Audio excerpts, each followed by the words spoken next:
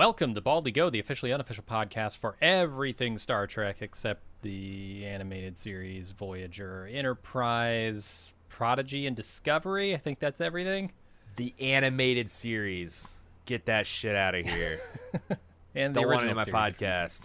Actually, I've seen the animated series, so. Oh, well, then I got to take that off the list. Great. Mark it off. We are here. I'm Jim. You're Aaron. I'm Aaron, yes. We're here to talk Season 2, Episode 8 of Strange New Worlds, Under the Cloak of War. Aaron, where do you stand on justice? You know, what is justice? What works for the most amount of people? I thought this was a great episode. Yeah. And it was fighting because, like, one of my least favorite things, it used to be my favorite. I loved a good war episode in a science fiction series. And then I grew up and learned that most of these war things are like literally shit that happened in, like, I don't know, the Napoleonic War that these people learned about in a semester in college and just filed off out of serial numbers, gave everyone a phaser rifle. You see bayonet charges and shit in some of these things, and I'm like, come on. So, like, I got a little nervous when we're gonna do we're gonna do a combat episode. We're gonna see why Binga and Nurse Chapel are so traumatized. But then they took it to like a MASH direction, which I thought was kind of interesting, like seeing Starfleet people triage these war wounds, and then they had, like, you know, what I can only describe as a pretty twisty, entertaining the plot point that ultimately did a lot to kind of like flesh out Binga's character and made him into like a top tier badass on this show now. I really enjoyed this episode. I thought it was great. Loved the guest star. Loved seeing Bunny Colvin from The Wire as this Klingon That's who he diplomat. was. Yeah, I was like, man, this guy looks familiar. Yep. Sometimes it's hard to tell under the turtle shell, but he's just recently Janice's father on Barry. I like this episode a lot. I think this is like approaching a great Star Trek, like capital G great Star Trek episode. What about you? Yeah, I mean, the thing that really got me is just the contemplation of redemption and punishment and their roles in justice. I think, like, and what justice means personally versus what it means societally, right? I mean, those are big questions, and there isn't a great answer for that. And this episode gets to the heart of that. Like, nothing feels right here. It all depends on your perspective. Yeah, that's why it's a capital G great. The best Star Trek episodes don't end with Picard giving his great speech, and it's like you clap yourself on the back, and everybody. It's the ones where, like, Picard's looking haunted outside the ready room window because he just told an ensign something he might not believe, or there is, like, you know, it's like, what is, like, I mean, I think there's very clearly what is the best thing. Sure. But then it's like, but why is that justice? You know, like, do you, like, if sometimes the best thing is letting the worst person off the hook for something, but that's still the best in terms of your country, in terms of your city, in terms of the galaxy sometimes, you know? Yeah. But it might feel bad to the people who are personally affected by things that happen. Yeah, which is like, also, like, I really like how they kind of centered that like it's up to the people who are most impacted by something to get over it, right? Or to you know, I guess continue to fight. Yeah, they either that's choice. So they either have to keep fighting or they have to learn to live with it. And the attitudes versus people who were there versus people who weren't. People have an opinion on it because, you know, they have political opinions versus people who actually did the fighting and dying. And it was just, like I said, a fascinating episode, extraordinarily well acted. I didn't really see the twist coming until it happened, and it also, like, you know, it has me going back and looking at some of the things that Binga has said over this season and last, and, like, things are snapping in place, like, and even there's a little bit of his daughter's arc in this. Well, you know, like, I thought that was fun, and also, like, man, going back and rewatching his early arc last season, like, losing his daughter might be the only thing that was tethering him to kind of like full-blown humanity. You know, like, obviously that's something that preoccupied him. It's like, I don't want to change. I don't want to be a different person. I owe it to my family to come back intact, you know? And he didn't. And he's, like, at this point in the season, he's lost He's lost everything. He just keeps going because, like, it's like I like that scene. Is like, you know, so what are we supposed to do? Just put on the Federation face? It's a good face, you know, like. It is probably the best thing to do in all situations, but can you do it? Can you keep doing it? Can you do it for the rest of your life? Can you do it in an intense diplomatic mission? It's fascinating stuff. One that you're personally connected to. No, it was a great episode. I'm curious what you think about. I had this feeling while watching this episode that Star Trek: Strange New Worlds is telling its stories in a sort of post hoc way. Because we knew about this Protocol 12 stuff, right? This green ship that you inject, and it amps you up, and you go off killing a bunch of Klingons. But we didn't really know any of the context around that, and this episode gives us so much more context. But it doesn't feel like that stuff was foreshadowing. I've seen foreshadowing done. This feels like a post hoc storytelling, and I don't know if there's a difference fundamentally, but something about it feels like there is a distinction to be made there. Like, Was they it weren't like kinda what we foreshadowing; used they're to just say- telling the story after the fact. Yeah, like I think, but it gives that effect of a richer. And we talk about this all the time on Breaking Bad. How like, Yeah. you know, so is a cottage industry to go back and be like, oh my God, look at this thing in Gail's apartment where it's a statue, it's a bust with its face half like disfigured or something, and like that was in the end of season 2, and look what happens at the end of season. And like Vince Gilligan be the first to tell you, he's like, we didn't think about that in advance. It's just that we're fans of our show, and we remembered that the prop guy put this weird statue in Gale's, and like it's something that we can build on. It's something, and we called it strip mining the past to build into the future. Like, you know, go through and like if you're a fan of your show and you're a fan of the characters, you remember little details that you can build on to make it seem like you've architected some plot. So like I guess I don't have a big problem with it. In fact, I think it feels very satisfying. Like, obviously, this was written backwards. They didn't have Mbinga's backstory written When they introduced before the whole daughter stuff. But it's like, you know, like, and coming up with like, oh shit, we just deleted the only interesting thing about this character's arc. Like, challenging themselves is like, well, why did he do that? Or how did he know how to do that? Or how? I think that's really cool. Yeah. It's borderline retconning for me in some ways. Like, the thing that really stuck out to me is last episode where we talked about that poster of Una that was in Boimler's bunk or whatever. That made me feel like they're just retconning things, because that poster's I don't know, maybe that poster is there from the beginning, but I assume it's not. And if it's not, then that's like very much we put that there because we wanted to make this joke on this episode. This feels a little different, but pretty close to it. And I guess that's the and I think, like we always say, there's you know, like, can you get away with this? Can you get away with that on show? And my answer is like, you can get away with anything as long as you do it well. Sure. But there's some things that are harder to do. Some things, so it's like I think everybody has room where they can disagree. But like I said, I think this is a good use of that strip mining, or good use of going through your past to try to figure out what to do with characters, because I would have thought that Binga was not, you know, it's like, well, shit, they shot his shot, you know, like, but they came up with something arguably even more interesting about him. So something to keep an eye on. But like, I also think it might turn out to be like a hallmark of the show, because they got such a great cast and such a wide crew that, like, in the old days, if you were a Sulu, well, in the old days, if you were a Sulu or Chekhov, you just didn't get plots. It's George Takei, like, if he's lucky, he'll get to run around with his shirt off with a sword for 30 seconds. So it's like, oh, Sulu's a swordsman. Oh, that's interesting. But, like, in the Next Generation era, it's like, Troy would be lucky if she got one decent plot a season. And now you only got 10 episodes, so how do you service all this plot? Like, I think it's kind of, if you can find a nugget of something interesting and bring that into a whole episode, it kind of like makes it feel like it's a bigger footprint, because that has you reevaluating all those things. So I don't know. It's something to keep an eye on, but I like what they're doing with it so far. Yeah, me too.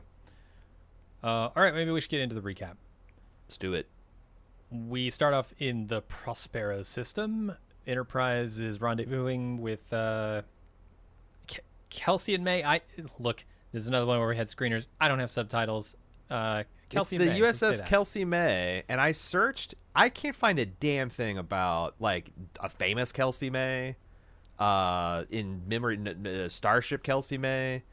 There's lots of Kelseys. There's lots of Kelsey Mays that have like, but they seem like they're just civilians. Like they're just, Yeah. you know, I don't know people. what the connection is. But it's a really cool looking starship. Okay. I I suppose. I kind of a sucker for those single nacelle kind of scout ship looking designs. Gotcha. Yeah, they And always this one look is a kind of particular- goofy to me, but You think so? Huh. yeah, something about the single nacelle. I mean, if I were to rank number of nacelles, it'd be 2 at the top, 3 and Sure. then 1. Ah. Get that I don't future know. Enterprise going. I think it might be a 2-1-3 guy because I do like Alright. like this is the normally it's like a single saucer with a single nacelle, and I think Yeah. that's fucking iconic. It looks cool. This is like a much more streamlined. It's not even a nacelle. It's like a beak. It kind of looks like almost a Romulan warbird front glued onto a Federation nacelle. But I dug it. I thought it was cool. I'd see that model on my shelf. Sure. They're there to pick up a former Klingon general who defected, is now an ambassador. This guy is, I think his name is Doc Ra, but everybody calls him Ra. I'm glad he's cool with nicknames because, boy, yeah, Klingon names, they're a mouthful. Their mission is to Worf, deliver him. oh my god. Galron. Well, he's How half can you human. possibly pronounce these things? Yeah. Duras. Woof, that's a rough one. Their mission is to deliver him to Starbase 12. The ambassador beams aboard and asks for a tour of the ship. You know, the other thing I like about the scene, Yeah. other than the cool starship, the bosun's whistle. Because I've talked about, like, why do sometimes they blow these fucking things and why don't? And, like, I thought that the episode actually taking a stab at, like, this is a tradition we like doing on this ship because it's an old date. Like, it's something that, like, maybe it goes to captain, ship to ship. It's not an official Starfleet thing. It's just... And guest to guest. We roll out the red carpet for True. the ambassador. We maybe don't do it for Joe Schmo. kind of bother me they talk about rolling out their red carpet and they're not in their dress uniforms, which I think are amazing looking.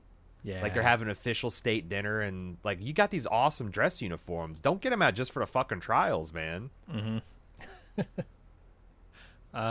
Is it really that strange for a guest to ask for a tour? And knowing what we know about this particular guest, I get it. Una and Lon are just like, I don't know. Well, it's more of like I guess it's for us is like knowing how many traumatized veterans are aboard that you're gonna parade this war criminal around, but also, yeah, I don't know. There's maybe I think there's an element of like we were just at war with these guys. We're not even sure if this guy's sincere. We're gonna like parade him around a flagship so we can see all of our technology. Like, yeah, definitely. They wonder if he's a spy or something for the Klingons. Ortega's like got a black bag ready, so it's like, yeah, we'll take you around the ship. You just won't be able to see anything. Has any guest in Star Trek ever gone directly from the transporter to their quarters? Or have they all gone, I want to see this or I want to see that? If they do, it's always a plot point. Like, I think Ambassador Yeah. Sarek might have pulled that, but then it's like he's got sick with Jumanji syndrome or whatever, and it's gonna turn him into a rhino or Robin Williams. Yep. So But, I just think it's hilarious, though, because they're always like, oh, we'll take you to your quarters. And they're like, no, I want to see Tin Forward. I want to see, your famous engineer. I want to see whatever.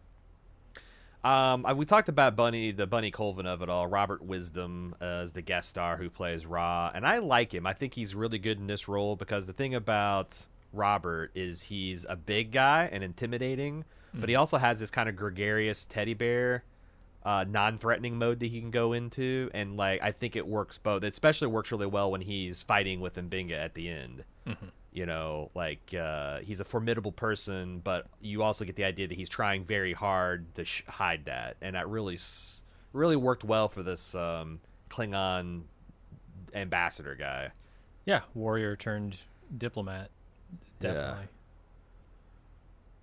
Yeah. So we go to the bridge where Uhura and Ortegas are talking about Ra, and Uhura thinks his resume is impressive. Ortegas doesn't trust him. She's arguing her case with some specifics when Ra steps onto the bridge just in time to hear her call him a butcher. And he ignores it and praises the Federation ships. The restraint of the writers not to have Ortega be like, he's behind me, isn't he? Because Yeah. that's totally the trope they're going for. 100%. And solid diplomatic restraint here from Ra. You know, you're getting called out right there on the bridge. Yeah. And to just let that just run right over you. Yeah. Good restraint from the Butcher of Jagal. You gotta love the Butcher's restraint here. Well, he's reformed. No longer a butcher. It's interesting the way he's doing this diplomacy is it seems like that he is talking down his race as a way to disarm the opposition, which I thought was really interesting. You know, he is saying, oh, you know, I've always said that Federation ships are better than Klingons. Later, you know, Spock is going to try to treat him to a Klingon delicacy. And he's like, there's nothing to culturally experience. We're a warmongering race limited by our own ideology. It's like there's a lot of internalized hatred. I don't know if it's real or if it's something that he's just using because that it ingratiates him with Federation people. Because he's essentially telling them the bigotries that they believe, and then it's like that makes him more trustworthy. And yeah. He's reaffirming the opinions that they might already have of the Klingons. It seems to be something that's very tempting if you're a minority in a situation, especially if you're a persecuted minority. Like it's a way to get into the in group, and I feel like he's running the whole Klingon race down, maybe because he wants peace, maybe because he doesn't want to be for a tribunal. It's interesting because like I haven't fully processed everything I've learned about this episode into like integrated it. Like I'm trying to think back of all the, you know, like why is he really feel guilty about his role? Because he wasn't the butcher from the Klingons' perspective, but he is every bit the war criminal from the Federation. Like he did order the death of everyone that was a non-Klingon, whether they were a combatant or not. So, like, is this a legitimate, like, I got sick of war? Is this I got captured by the Federation, and this is the only way I can keep from, you know, life in a penal colony? Do you have any ideas on? I do. I have some feelings on that. I kind of want to save it to the end with that discussion that he and Binga have, because that's the real meat of it, right? When we find out that this has all been a lie and... Well, you know, Obi-Wan Kenobi from a certain point of view kind of thing. Yeah. Because if I step back from and look at the whole of canonical Star Trek, I think they're telling a story of a very proud race that correctly saw that they are going to change forever if they join the Federation.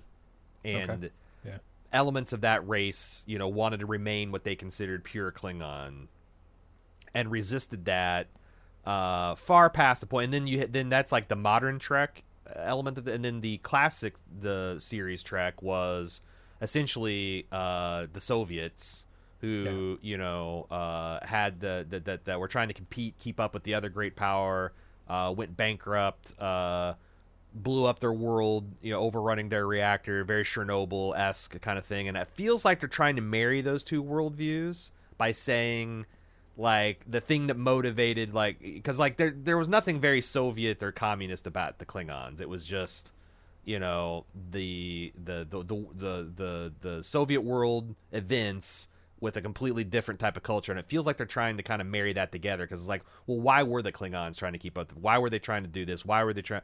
It's because they wanted to maintain this kind of fierce, independent warrior identity that is going to be incompatible with joining the Federation. So I kind of like that it seems like a big project of this era of Star Trek is kind of like not retconning, but trying to make all the Trek canon work and kind of hold together better than it was doing like 5-10 years ago. Yeah, and they kind of managed that. You know, you look at their relationship with the Federation 100 years from now. It's sort of the next generation Deep Space Nine era, and you know, it's not. In some cases, they're allies. In some cases, they're at war. In some cases, they butt heads. Sometimes they don't. So yeah, they've not been fully integrated. They're still their own kingdom, but like it's like 19th century U.S. American or U.S. Britain relations. You know, there's still a lot of sore stuff about but like there's also, you know, the ally and trade is doing what it's going to do, and And then every once in a while, they'll be on the opposite sides of a conflict or argument or something. Sure. Or threatened to be, anyway. And at the end of this scene, I really love this line from Pike. It's maybe the most cutting "as you were" as I've ever heard. Boy, the look he gives Ortegas. He's like, "as you were," after she's just gone on this tirade and insulted this ambassador. It's really great. Pike runs a loose ship. I'm gonna say it. Discipline goes by the board on this ship, and I don't know if they're going to make that a plot point that's eventually going to have to be, or if this is like Pike. It's like, well, I'm gonna die, and I'm trying not to be me. I don't know, but like it kind of bothers me that. Because I feel like this shit goes down on Enterprise D, and you're confined to quarters for the rest of the diplomat stay. Because, like, I clearly can't. I'm not going to fucking invite you to a state dinner so you can do it. You can grandstand to his face how you did behind his back. Like, we have feedback on this. People are starting to see Pike as Pike's a little bit of a... He's lenient, man. He's real lenient. That's bad. I mean, maybe he's trying to garner a whole bunch of goodwill for the GoFundMe for his medical expenses that he knows he's going to have in a few years. Yeah, I'm going to need a lot of plastic surgery. I need a lot of favor. Yeah. You think those wheelchairs are cheap, man? No way. Got the one LED that blinks yes or no. That costs half a year's pay for an LED. And you don't want to know how I control it. No.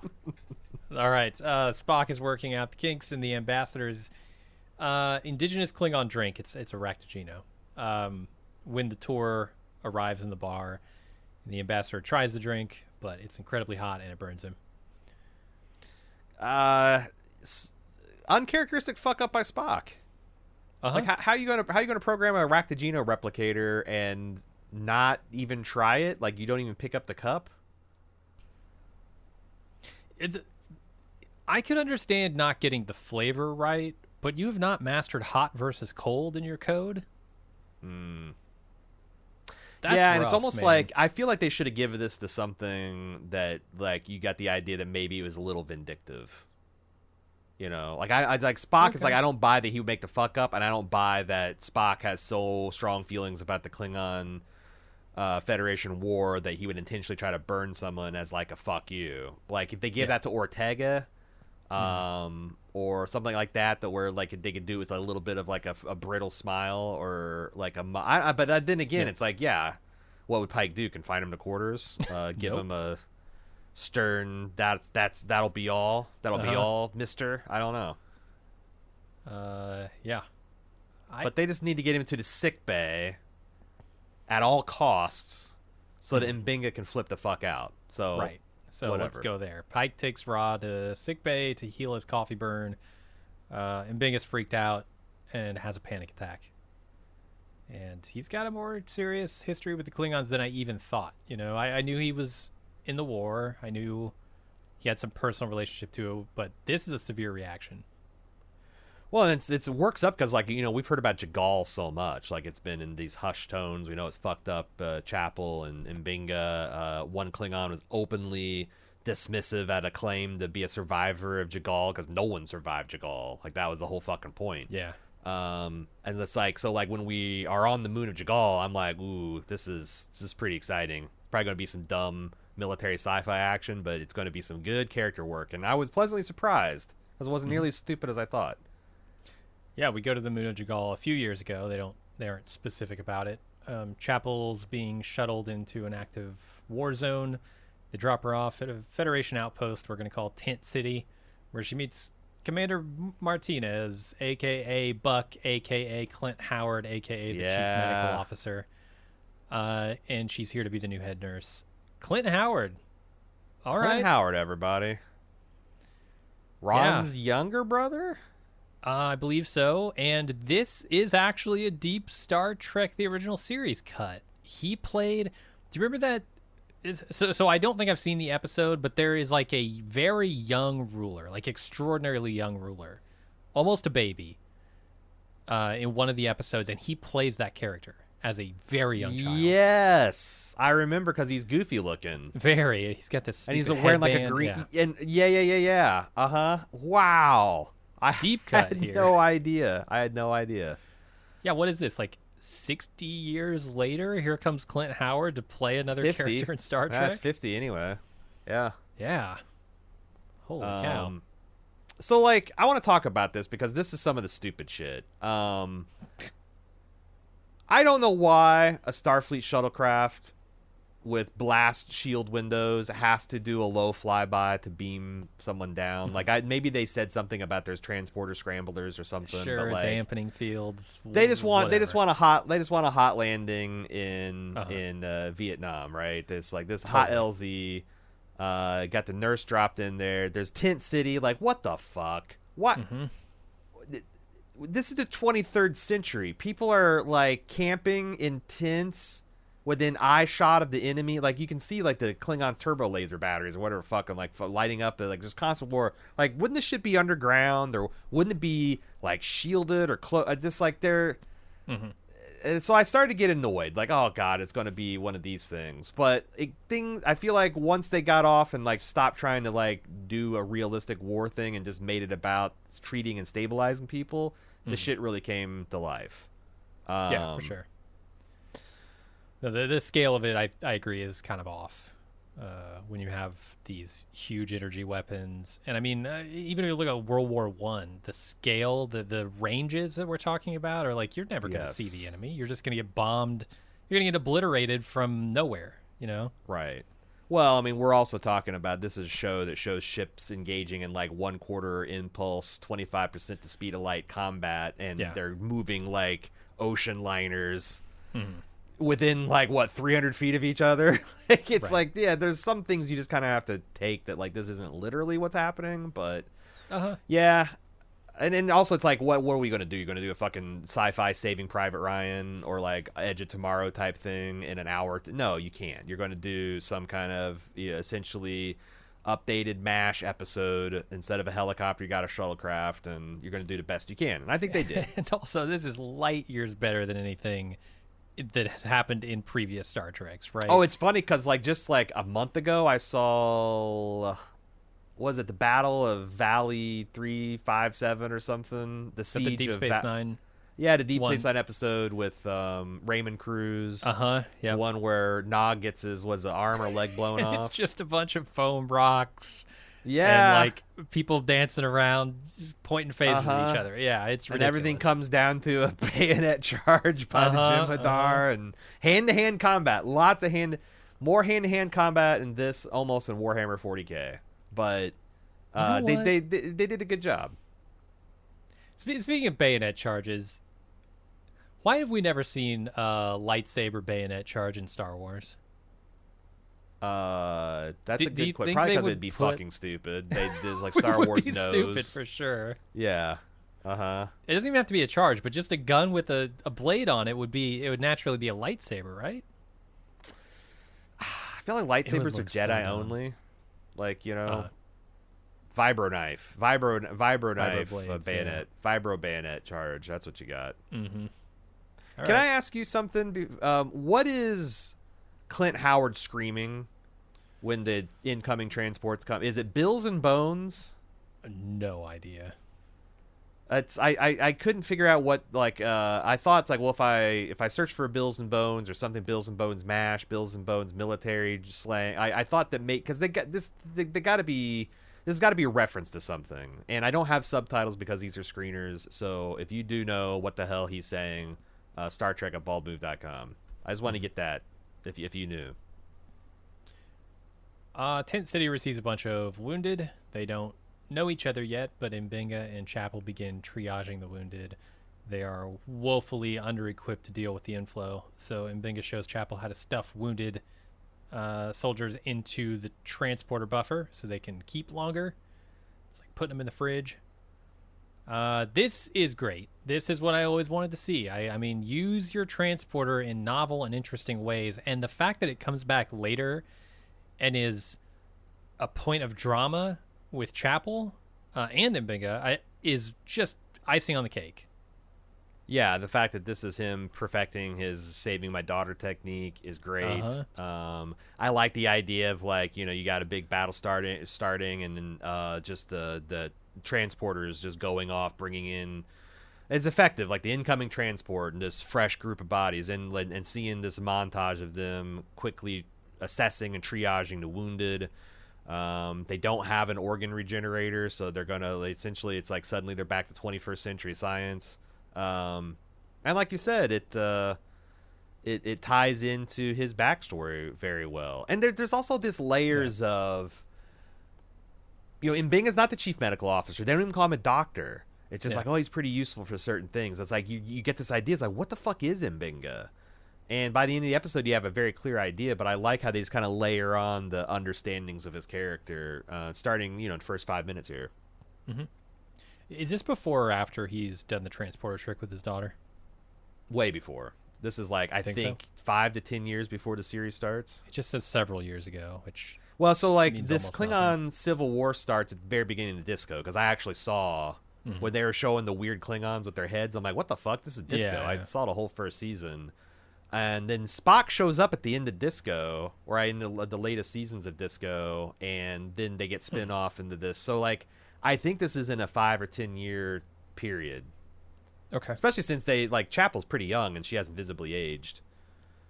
True. Yeah, neither of them really have. And Mbinga already has a daughter, but she hasn't grown up. Of course, she wouldn't grow up much, right? She's been stuck in a transporter for God knows how long. Yeah, that's what I was wondering. Like, how long has she been in the transporter? 75 years. Probably not. Binga takes good care of himself. Turns out he's wrong about Protocol 12. It's just does nothing but good. Lets you split Klingons in half and extends your life. Makes you better looking, muscle tone. Did you see Binga running around in his regulation issue Starfleet underwear? No, he's in Dude's Starfleet rocking underwear? a body. Yeah, no, he's in good shape. Everybody on the show is in good shape. Including Spock. Clint Howard? No, never mind. I mean, hell, he's probably 80 years old. Who knows? He's in great shape. He's in a shape. Yeah, he's in Clint Howard shape. It's good enough for Clint Howard. All right, present day.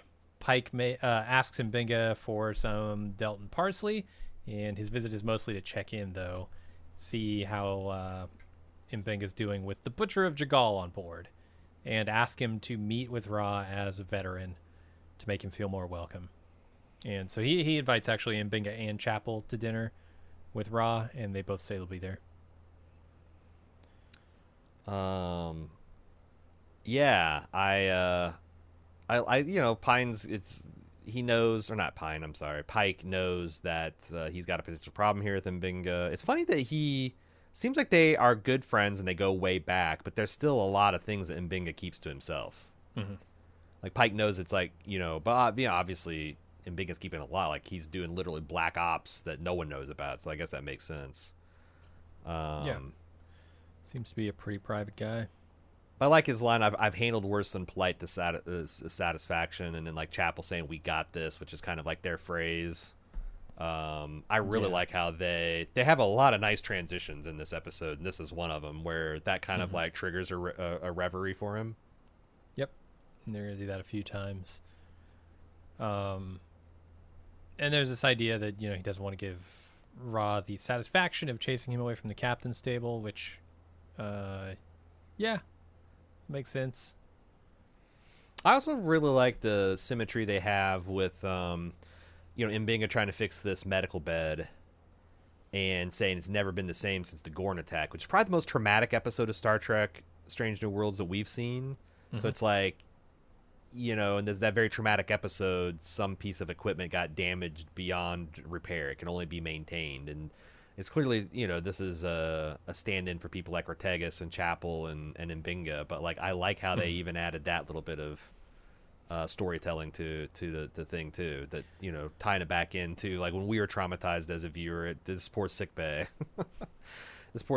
got fucked up too. Yeah, if it wasn't a metaphor, I'd say, well, just replace the fucking thing, obviously. But I get it. Do you know how much Romulan ale it costs to get Starfleet Medical to ship you a new sickbed? None? Zero? I don't know. I mean, Yeah, it's funny it's that not you, wartime anymore. Let's get some sick beds going. Yeah, I do like. I guess that does make sense. That the only time the things that you'd be reduced to like bartering shit in the Federation is during times of war, because it is stressing like its ability to produce. Yeah, what kind of deprivations happen in the Federation when they're at existential war? Like, what's life on Earth get like? Does like Cisco's dad still fuck around in his French Quarter place? Oh yeah, people start wearing like recycled paper clothing like they do on the Expanse, or yep. Then when the peace is declared, everyone breaks out the silks and the wools again. I don't know. I really would like to, because it's not unlimited. The Federation doesn't have unlimited resources. True. No, you don't want to know what's in Cisco's dad's jambalaya when it's wartime. Don't ask. Oh God, Klingon POWs. Oh yeah. I see. You said not to ask. Yeah, I'm not telling you. All right. And Binga flashes back. You were talking about the "we got this" thing. This is that scene to an operation where he and Chapel saved a man by manually pumping his heart with their hands. This, I guess, is reasonable science. I mean, you could go in and squeeze a man's heart to keep it pumping.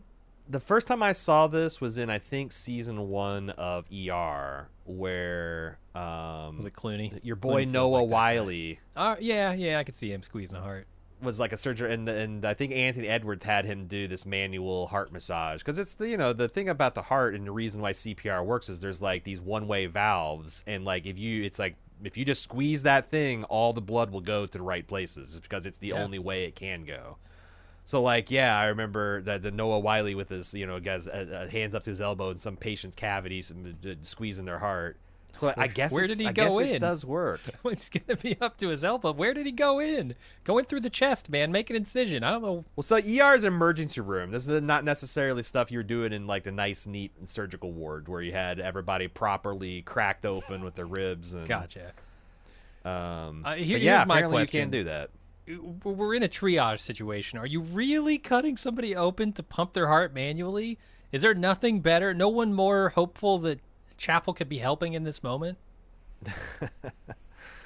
Yeah, I don't know. That maybe this is the best case scenario they got. I guess they had a steady stream of wounded. I would imagine, like, just go move on to the person who doesn't need their heart manually pumped. Or get a stasis field to pump it. Don't get someone's grimy mitts up in there. Why didn't they put more people into the transporter buffer? Like, you could have stuck this kid in the transporter buffer mid-surgery with his heart going out. This is true. You got tons of room. Well, I saw at the end you had 5, 6, 8 people coming through. Yeah, because my question was like, well, how many people can stay in the buffer at one time? And is that only be a one problem? in But there. You're right. There was quite a few slots, more than one. Mm-hmm. But I don't know. I got the idea that like this isn't like there's not like the other side. There's one transporter pad. There's probably like multiple transporter pads from multiple battles. They're all feeding into this one surgical hospital. Mm-hmm. But yeah, no, your point still stands. It seems like they could do a hell of a lot more. Buffer was not full. Yeah, in terms of like cryogenic suspension. In terms of forget the pattern buffer. Like they have long-term sleeper ship technology in Star Trek. They kind of don't use it anymore because they got warp travel. But they fucking really? haven't. I wasn't aware of that. There was a whole Star Trek Next Generation plot where they found a bunch of 21st century people that were in a satellite that they were launched to remain frozen in space, and they got lost somehow. Remember that? Huh. They had like the Texas oil man, the housewife, who, why the fuck was she there? And then the rich stock market guy that wanted to know what his stocks were, and Picard's like, oh, you poor fool. We're all communists now. We don't do this shit. Yes, I forgot about that episode. There's one in DS9. They found Khan. They found Khan cryogenically preserved in the first place. True. So like they don't do it anymore because you can just get across the galaxy in a blink of an eye. But like, surely they haven't forgotten. No. There's definitely a DS9 where the Cardassians do that and leave like a trap of 3 soldiers on one of their stations to be cryogenically unfrozen. Literally sleeper agents. Yeah. But yeah, I forgot about the Federation doing that. Anyway, yeah, they could have got a lot more people in there. They didn't.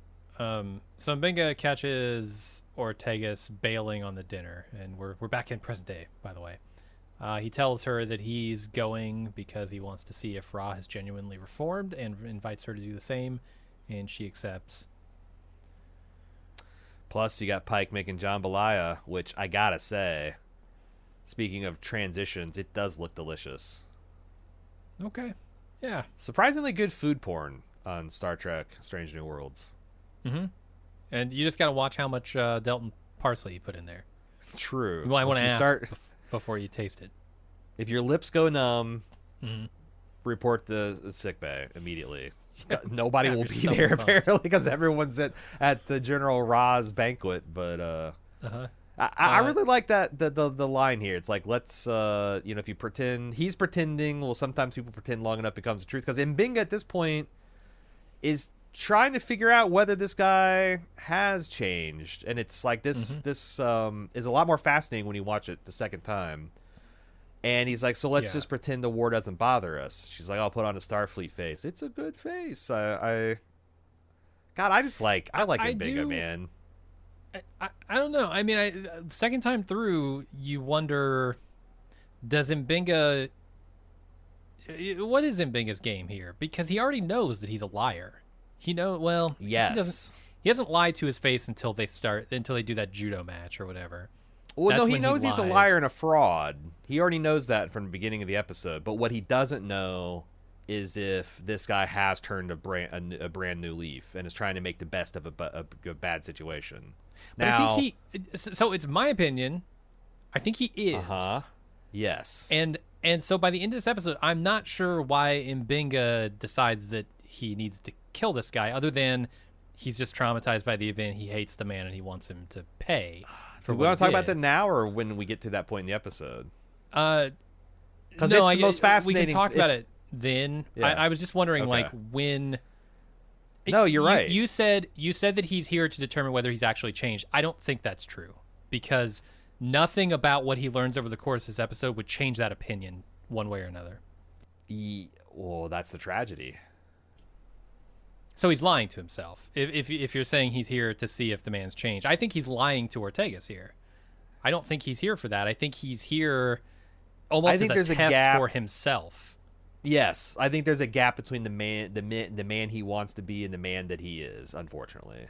For sure. And like I said, we'll talk about that in the climactic. But this is the thing that second time through I was like, okay, this was rad, but what the why wasn't Binga doing this? What was he trying to do? If he knew it the whole time, and I think I got a good answer, but we'll see. And this is kind of a theme that Star Trek Strange New Worlds has been hitting on for a while now, right? They did it last episode with Boimler. They had Pelia tell him, just fake it till you make it.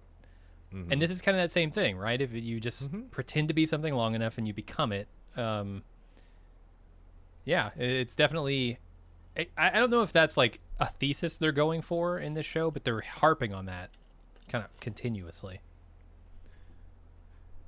So we go to the dinner where Spock detects Chapel's unease and offers her a sympathetic ear, but she slams the door shut on that offer. Just wishes Rob would shut the hell up about his conquests of peace. So Spock walks over to him and asks about the art of war and its Klingon counterpart.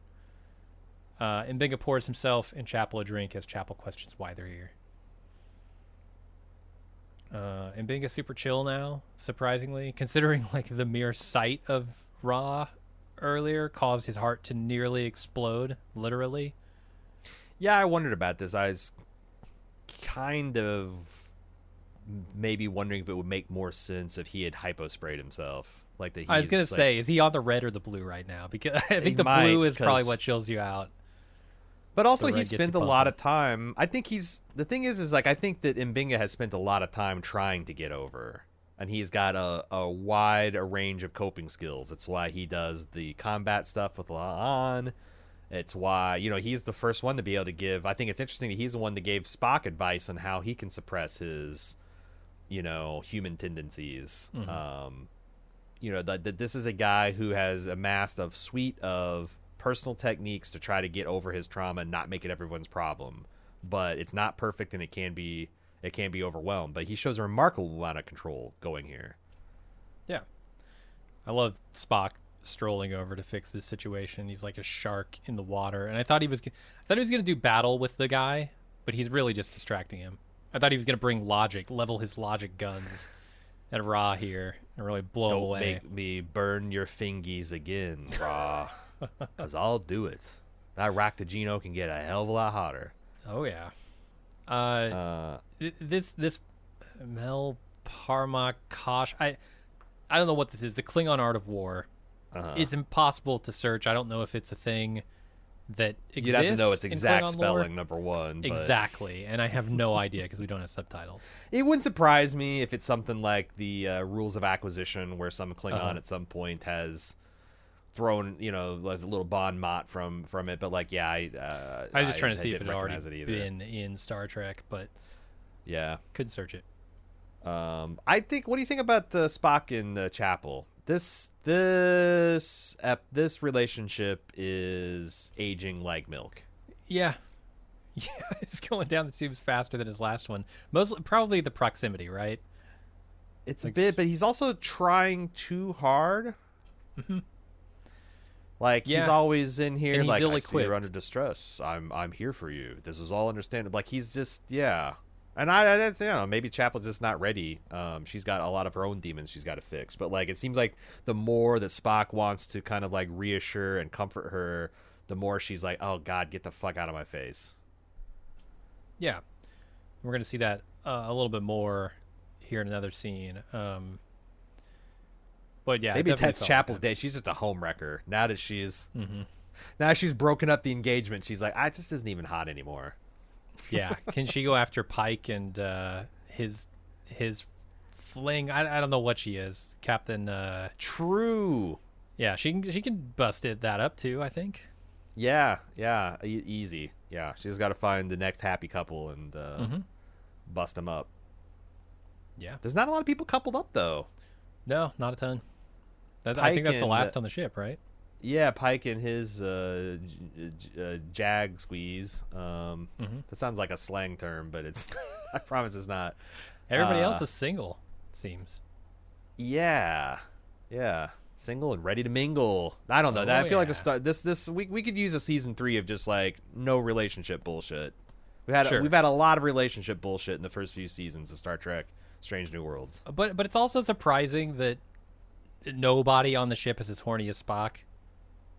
That's a little surprising too, kind of feel like they needed to spread some of that love literally around the crew. Yeah, Captain Patel is who Pike is on and off with. Yeah, bust them up. Did you? So I want to go right to Spock and Chapel thing. Did Spock? Because the second time I noticed, like, it seems like what's bothering her is that he is pretending to not be a bloodthirsty. He's talking about everything but war, and like Spock deliberately got him to talk about war as a way to make Chapel feel better. But clearly, like that's a little literal. I think that there's nothing this guy could say, and it seems like it's even a little bit more triggering when he starts talking about, Klingon's idea of war and him. But there is some. I get Chapel's feeling here. There's something offensive about the Butcher of Jagal, going on about all his storied history with peace. It's absurd, right? Yeah. But I mean, all this is in service of answering the question: has this man changed, or is he pretending? Is he a spy? So it all works really well. It makes a lot of sense. But we get a flashback to Binga demonstrating his bedside manner with the kid that they saved by squeezing his heart. An Andorian approaches him and asks him to use his murdering hands to sneak behind the lines and take out Ra. And when that doesn't work, he asks Binga to at least make him his team some Protocol 12, which is the green shit. And he refuses. I thought they were talking about Protocol 12 the whole time. He was literally trying to recruit Binga onto his squad. I think so at the beginning of this scene. Either way, you might be right. Because clearly Binga has like some a reputation, commando, right? Like he's some special ops guy who, because he talks about all the people he's murdered. He says, "You kill real good, dude." Yeah. So he is like I feel like notorious within at least the special ops community of Starfleet, however fucking large that is. But This is one grizzled Andorian too. I don't know that I've ever seen an Andorian this fucked up. He's got that the classic scar through his eye and the milky white. Yeah, very cool. I want to see an Andorian with like half an antenna. Yeah. Always in the canon they say that those are extremely sensitive, and like there's like in the novelizations there's lots of guys that like start a fight with an Andorian by punching him in the antenna, which always seemed Yeah, like I can't think of a single time I've seen Captain Kirk open with like I'm gonna shoot him right in his balls. Well, I guess Star Trek 6, but that was unintentional. But like, yeah, I'm gonna start the fight dirty. But it's like, yeah, Andorians just fucking go for way to start a fight, man. Also, what are you doing with your like fucking testicle equivalents on your forehead, man? Mm-hmm. Yeah, you're just gonna have a no punch in the face rule? What kind of shit is that? And you're waving them in people's faces. Come on. You wanting to get your antenna smacked.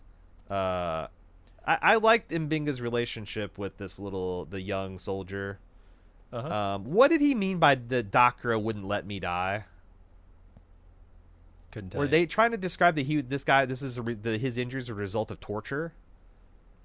Oh, because they mentioned that later that he is. But I'm like, what the fuck was he doing that would put your inside organs on your outside? You don't want to know. Yeah, but that's what he said. He says, I don't have subtitles. I tried to piece out what he's saying, but I thought he said Doctor just wouldn't let me die to kind of explain like the severity of his injuries. Can you imagine the torture you could do with transporters? Dude, I was just lock on to their insides. Like what brings your insides outside faster than a transporter? Yeah. I'm gonna give you a transporter. I'm gonna transporterectomy. Fucking go in there and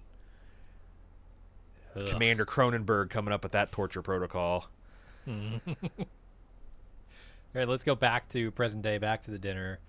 Ra is telling more stories. He claims that Jgal changed him, and Binga and Chapel agree on that front. Changed them all. Ortegas brings up the battle cry of the Klingons. Ra says, I'm trying to make up for my past. Ortegas, is pretty pissed off. She leaves. Chapel goes after her. And Mbinga's on the edge, so Pike tells him, you know what? You should go check on Erica, too. And when he gets up to leave, Ra grabs his arm, and then asks to be included in he and Lon's next Mukbara? Full Impact Mukbara session? Is this a sexual proposition? I wasn't quite sure at the beginning. But they also said the Mukbara judo. It was like a modified form of judo. So I don't know if that's like later a we find version that out. Or if here it's, I thought it was just asking for a threesome, which would have been weird. Yeah, he put his hand on his arm. It's like Mbinga's like, I can give you a demonstration right now. Wapa! See how you're on the ground looking up at this bulkhead? Really had to steady himself when he did that. It was a really good bit of acting there. The way he kind of like resist physically flinching away. Another really nice transition as the camera's kind of moving sideways out of the conversation with the Andorian Special Forces guy and Binga. There's like this like a broken piece of archway that smoothly transfers into the smooth kind of archways that are flanking Pike's quarters, and the camera slides past that pillar and Ra holding court. It's some nice camera work. Some grace notes I haven't seen on the show often. Although, like I said, we talk about the show being pretty, but like. They're doing some interesting stuff. Yeah, for sure. And I don't know. Again, Mbinga's trying to figure out like why he shifted, why his ideals changed. And his like, I just want to connect with others that need healing.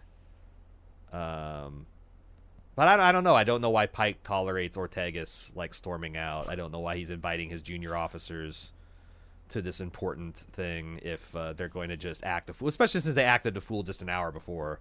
But then Pike, I think that getting Binga and Chapel out of there is like a nod to like, oh, maybe I pushed too far, and Unachin Riley's going to be there to reinforce that lesson here in a bit. Yeah. We're going to flash back to Jgal before that. The kid that they saved wonders what all this is for, fighting and dying, and Binga tells him it's for everything good about the Federation and so that the people they love can have a chance to live in peace. That's Starfleet, baby. Why are we fighting, Doc? What are we doing here? I thought it was interesting that Moon Boy here, because he says he's from the Terra Luna, which we just call the Moon. It looks like he's wearing the motion picture era pajama uniforms. Like this little surgical cloak he's wearing looks exactly like the uniforms that they're wearing in the Star Trek the motion picture. And I wonder, I can't imagine like what they're going with this. Like, yeah, you got this essentially a hospital gown that we're going to adapt into a Starfleet uniform in like 10, 15 years. Yeah, because that's the time frame we're looking at here. Mm-hmm. But I like this, that, you know, like sometimes you have to fight to keep bigger tragedies from happening. And the only thing you can do is remember most what you loved about home and try to hold on to that and hope you don't come back different. But ultimately, ultimately we're fighting so that other people we love can live in peace. And that's, like you said, that's Starfleet, baby. It's not just Starfleet, you know, it connects to our current culture. That's the way the warp core breaches sometimes. That's the way probably a lot of veterans feel, you know. They fought, they paid a price, and was it worth it? You hope so. 100%. There's a commercial break here. We're still in the past when we come back from commercial, where Lieutenant Trask, Special Forces, has decided that the troops from Tent City are going to go on a suicide run to try and get Ra. And this kid is proud to go after Mbinga's speech about what they're fighting for. He was maybe too convincing because, Mbinga's not super happy about it. Well, because like these troops are being deliberately sacrificed to give the strike team the distract Ra, so the strike team can go in and assassinate him, which is a legitimate military tactic. Like doing feints and having troops that are going to sacrifice themselves to achieve a larger objective. Like it's not. No one's wrong here. Like Mbinga, like I understand why he's like he just saved this young kid and he's taking a shine to him.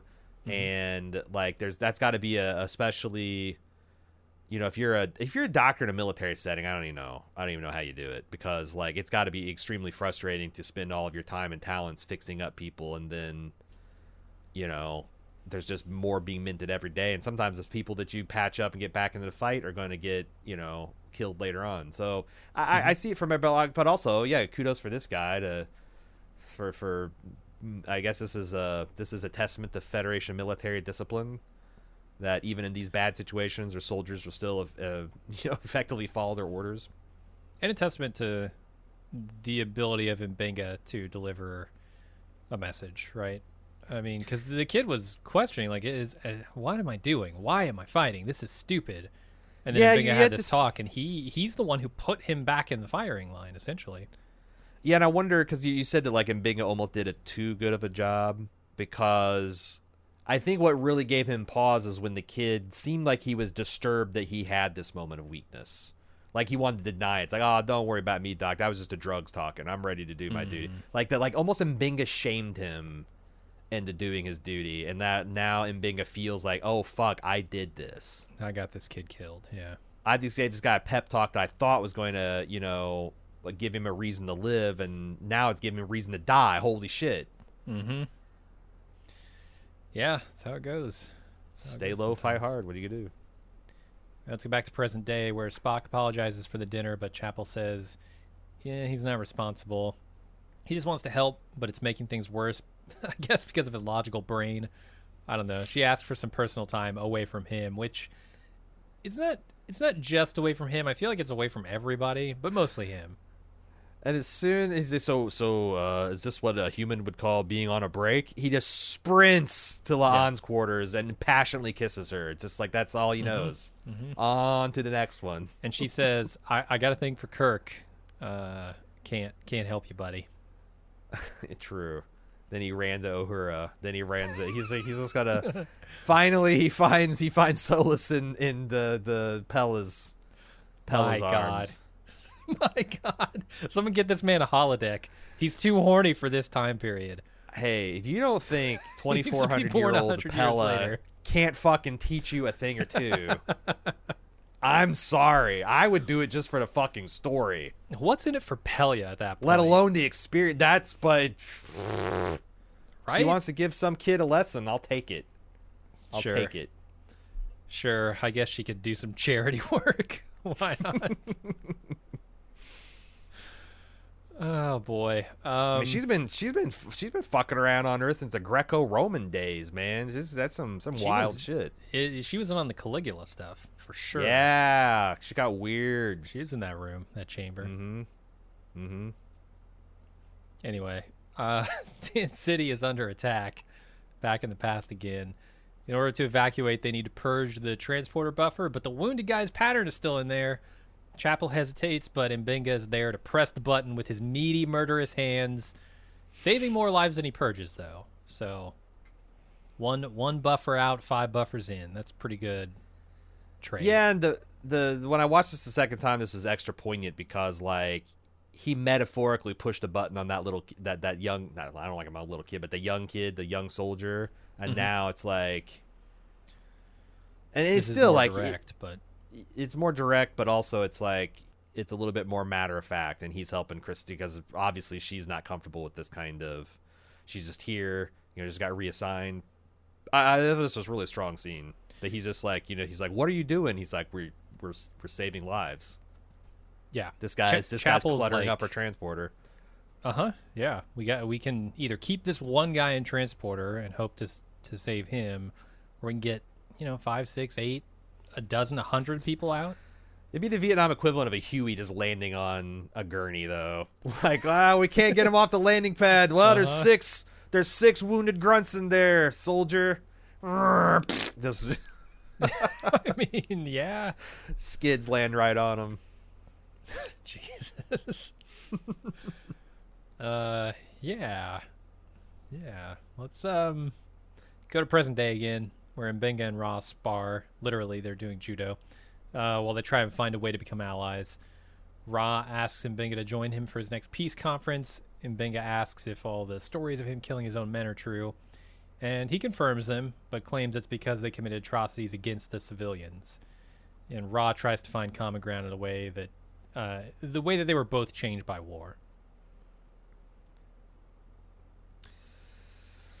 Yeah, I mean, this is one of the key scenes of the show where, like, what I understand is Binga is really trying to get to the bottom of whether this guy has reformed or not, whether he is genuinely appalled by the atrocities that he ordered, whether he's really doing it for the nameless dead, whether he stood for what's right and called to, like, but I think.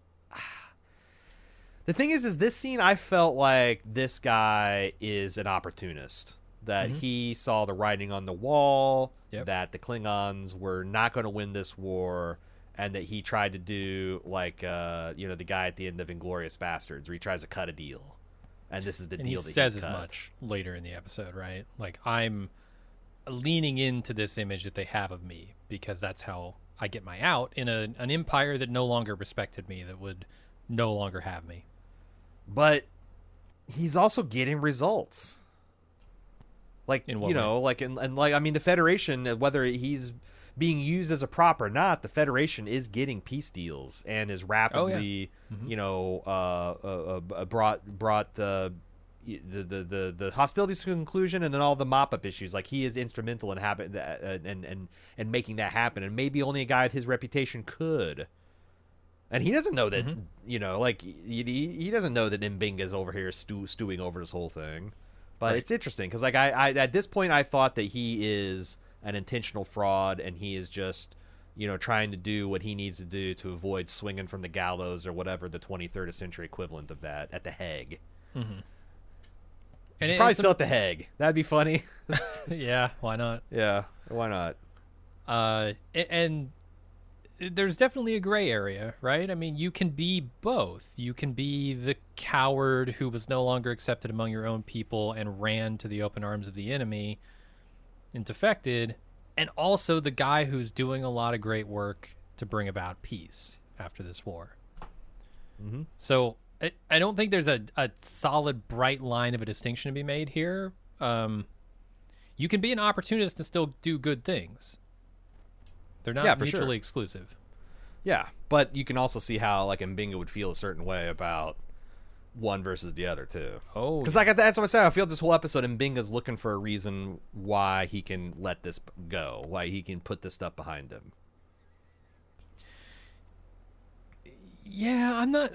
Okay, we'll save it until the end of this episode, but I'm not quite sure what Binga's doing over the course of this episode, other than trying to be the man he wants to be, trying to fake it until he makes it.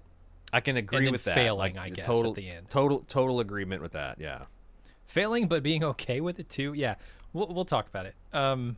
Anyway, they fight for a while, then Binga goes and showers, and flashes back to all the civilian casualties on Jagal. He sees the kid lying dead and decides he's had enough. He picks up a knife, determined to go after Ra.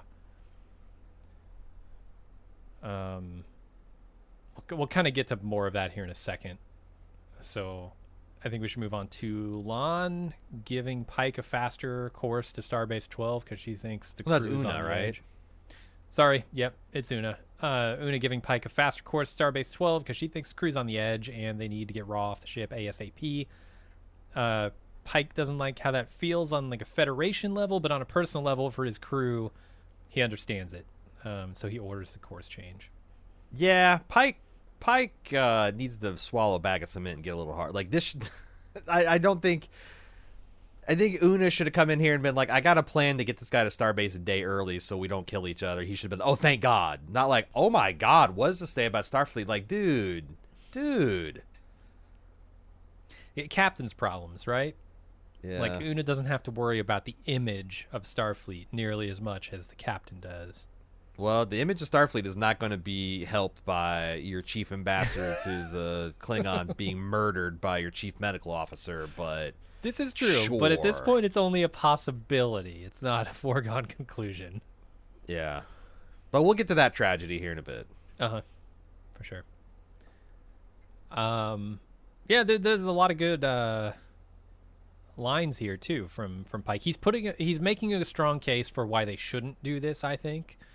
Like, how can we represent a Federation that believes in peace but doesn't allow some people to make up for their past?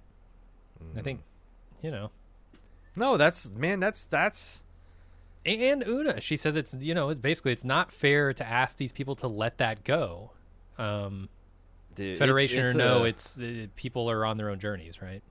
Even without trauma or like obvious trauma, I've noticed there's a lot of people who be the first to talk about restorative justice and like it's a shame that we don't do more rehabilitative justice, and then a crime that happens that they care about or know about, and then it's like, oh, we're gonna lock him up and throw away the key, or this guy's disgusting, they get the death penalty, deaths too. It's like, well, what the fuck, the same person contains multitudes, right? No, I feel that conflict personally. When I see some crimes that people have committed, I'm like, yeah, don't give them an opportunity. Punish them. They've done something they knew was wrong. Punish them. But at the same time, the non-lizard part of me really wants to say, I think anybody can be rehabilitated, and they should be given that opportunity.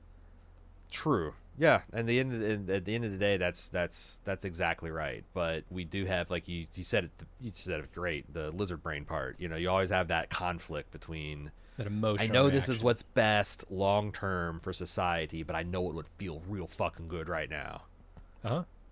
And doubly historically, so, we don't do a very good job the delayed gratification, especially when it comes to things like revenge and justice and retribution.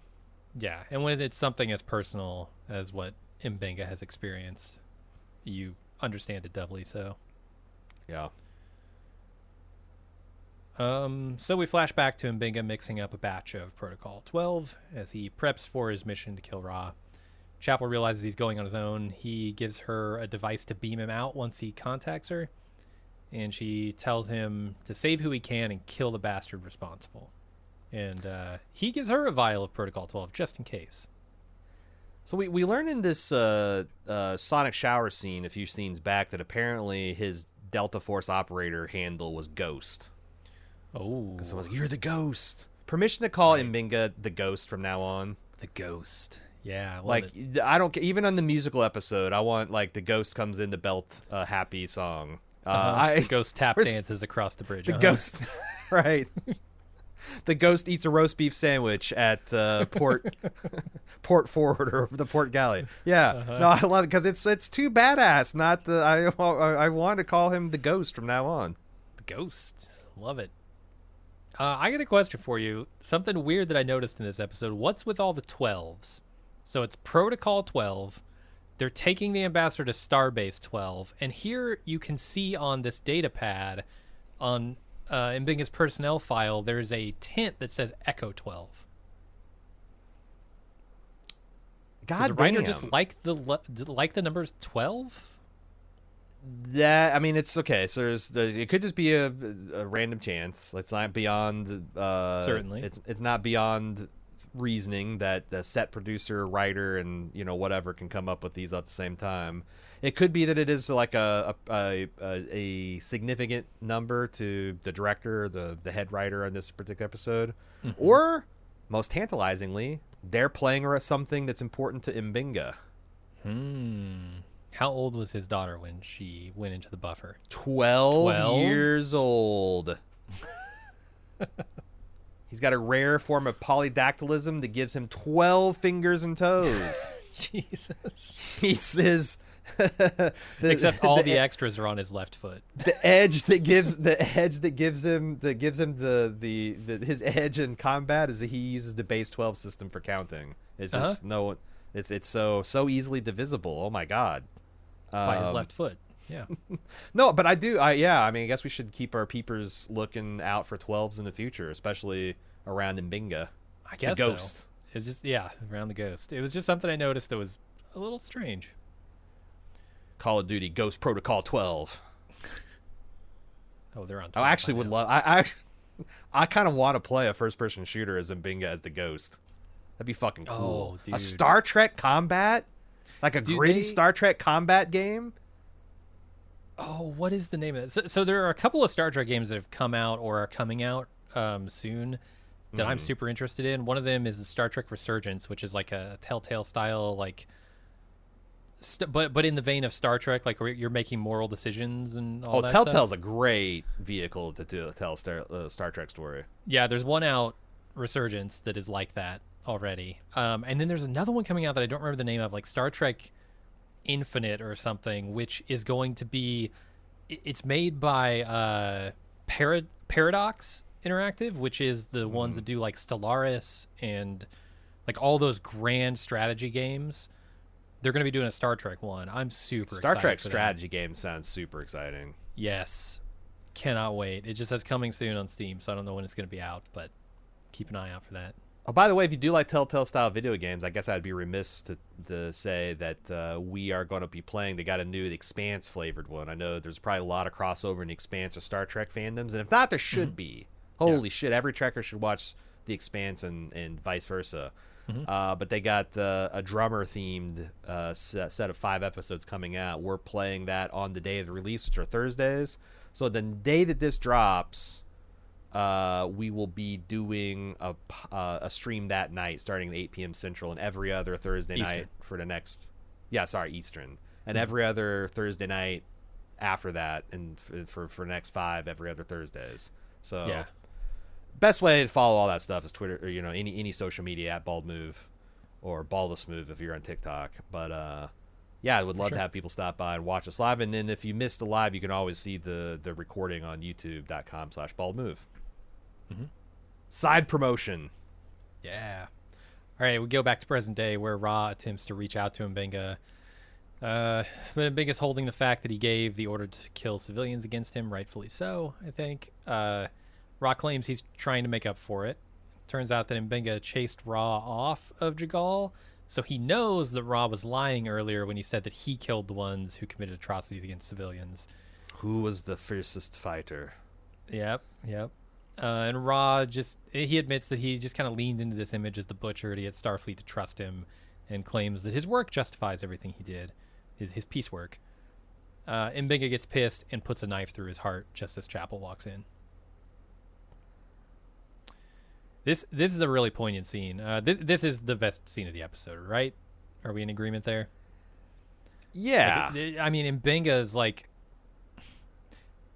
his own look inside and realizing that he is the Butcher of Jagal in more ways than one, right? Like, he's the guy who actually did the deed that everybody is calling him the Butcher of Jagal for, but also it changed him and turned him into that guy. Yeah, this guy's like, it's like stolen valor, or I guess stolen infamy. And that line, it's like, you're using the blood on my hands to make you into a saint.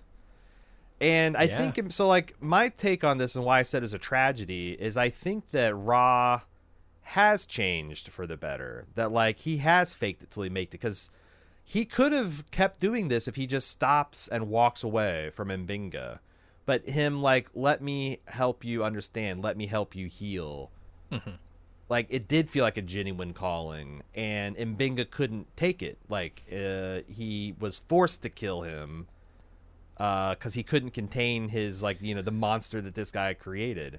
And he realizes that he's getting away with it, right? Like, this is so personally affecting to Binga that I think he thinks, like, this guy is turning over a new leaf. Everybody's buying it, and he hasn't paid the price yet. I need to make him pay now. It's the only opportunity. Yeah. And so I look at this, and I'm like, well, he knew this all along, right? If he was in the room, and he's the one who did the butchering, he knew all along that this was a big lie. He's not the Butcher of Jagal. But he knew he was there, and he knew he needed to pay. And so everything else in this episode is more a test of, am I actually going to do this thing? Am I going to let him change me, I guess? Let my experiences so change me that I become someone I don't want to be. I think by the end of it, the answer is yes. Or that in this peak spirit, it shows, like, if this guy just backed off, I think, you know, it's like it took two to tango. Sure, but it's like the Klingon is coming out of a sense that I do have a calling, I do have a mission. Yeah, and this is why I say I feel like Binga thinks he's getting away with it, because he's changing, and maybe there's nothing to get away with, right? Like, the guy's doing the best thing he can do given the situation. Ra is. Yeah, like, this is the Federation. This would be the Federation way. This would be the Federation. It's also ironic because, like, Ra is embodying, like, what the Federation would probably tell you to do if you're in a bad situation. But I don't know. There's a lot of self-serving stuff in that too, because yes, you know, he did order the death of all these people. He is, like, not just used Mbinga's bloodshed, but he's also said that his personal orders were the work of his underlings. And I think there's something there too that you have to understand, that Mbinga respected the guys that he fought in a way that he can't respect Ra, because Ra ran away. Like, these guys bought him his you know, Mbinga would have killed these guys had it not been for the valiancy of him, and then for him to use those men to shield him from his own atrocities, escape, like, oh, I tried to do the right thing, but these guys are just, you know, they're too Klingon first. And now he's running around making it like this is like a person, like, these are just personal flaws that Klingons have. They just can't handle, our culture is worthless, and there's a bunch of warlike. Like I said, there's a bunch of interesting nuanced work. You know, it's not like he's come clean with everyone and said, I'm actually not the Butcher of Jagal, but I did order the civilian deaths. He's still he's still claiming that reputation and effectively saying that he's innocent. Yeah. Well, and now the other tragedy is Mbinga now is going to be the one forced to carry forth a lie. Yes. But he's also probably not going to get a bunch of peace treaties signed either. So it's like, no. But he might save a lot of people, you know? But he would have done that without killing this guy. What I'm saying is, like, the Federation is worse off. Mbinga is worse off. Nothing's better. And I'm sure Mbinga feels personally like he's failed himself, and he's failed his captain, and he's failed Starfleet. So it's like, that's not good either. At some point, like, now he's got a new arc that's a hell of a lot more interesting than how can I save my daughter from an unknown disease. It's like, how can I forgive myself? And I wonder if they're going to, because the thing is his daughter's still out there living at Nebula. It would be a nice little bookend for his thing, for him to go back and have a talk with, like, you know, Like, I was faking it till I made it being your dad, and I had all this stuff inside that I didn't let you and your mom or whatever. Like, that'd be kind of a sweet little scene too, to kind of put all this, we thought his arc, we thought we knew what his arc was, and we had this other whole arc, and then come back and check back in on his daughter. Yeah, it could be very interesting. Were they doing so? Like, they had this whole element where they film all this through this frosted window of sickbay, the privacy glass, and Chapel saw what we saw, which is very ambiguous. Are they actually playing with what actually happened? Because to me, Binga just stabbed this guy because he couldn't. He just made this guy shut up. You need to shut the fuck up right now. And Binga and Chapel are saying that this guy came at Binga with a knife because he was infuriated to have this accusation of traitor, of butcher handed to him. I think unambiguously, Binga is lying. It's a 100%. Little more up in the air on Chapel. It kind of depends on what she saw, like when she walked in that room exactly. Well, but it's no doubt in my mind that Chapel, even if she lies, if she's required to, she's not going to let Binga go down for killing this guy. It was my feeling that she was lying knowingly in that scene. Me too. Based on when she walked in and stuff like that, but it's also it's a gray line. What I think is the other great thing this episode did is I'm pretty sure Pike knows that everyone's lying. Yeah. Because they made a whole point. That's so he attacked you because he flew into a rage when you accused him of doing these atrocities. But we've seen like 3 different people accuse him of atrocities to his fucking face, and he handled it like a champ. So I think you're supposed to understand that Pike understands that this is bullshit, but he also knows it's bullshit that's probably going to fly to this inquiry. And what the hell? What's Pike going to start confining people to their quarters now? But like, I think that's the other tragedy is that everyone kind of knows that this is a bullshit deal. But what is saying is it going to actually improve the situation if you say something? I'm trying to decipher how much Pike knows about Mbinga's history here, because obviously Chapel knows. Is he in on this stuff? Like, does he have that knowledge of how personally? I don't think he knows about the ghost. Because he's acting kind of like he does. Because if he's willing to look, he knows that Mbinga's lying. I think you're right about that, but he's also willing to give him a pass and kind of vouch for him here with Starfleet. And I don't know if that's based solely on their existing relationship as captain and chief medical. Well, he's not even the chief medical officer.